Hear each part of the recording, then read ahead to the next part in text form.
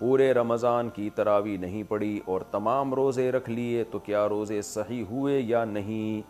सलीम नसीम, देखें तरावी अगर कोई ना भी पढ़े तो रोज़े उसके बहरहाल सही हो जाते हैं, रोज़ों पे फ़र्क नहीं पड़ता। लेकिन तरावी सुन्नत मुअक्कदा है, काबिल मलामत है वो शख्स जो तरावी की नमाज नहीं पढ़ता।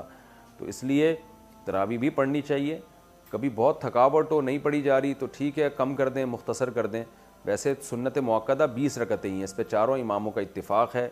हज़रत उमर रज़ी अल्लाह ताला अन्हु से 20 रकतें साबित हैं, और शुरू में असलाफ़ में हमें 16 रकतें भी मिलती हैं, 20 से ज़्यादा भी मिलती हैं। लेकिन बाद में जब तहकीक होती चली गई तो चारों इमाम इस पर मुत्तफ़िक़ हो गए कि कम से कम तरावी की रकतें 20 हैं।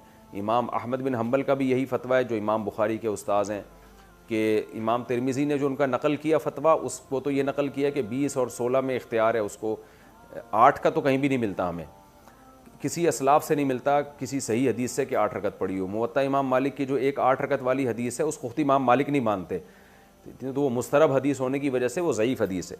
तो मुवत्ता इमाम मालिक में भी 20 रकतों का तज़किरा है, और भी हमें बहुत सारी रिवायात में ज़्यादातर में 20 रकतों का तज़किरा ही मिलता है। इसलिए उम्मत का इस पर इजमा हो चुका है कि 20 रकतें। ये इजमा होने के बाद फिर इख्तलाफ पैदा किया है 20 से कम, बाज़ लोगों ने फतवा दिया कि 20 से कम।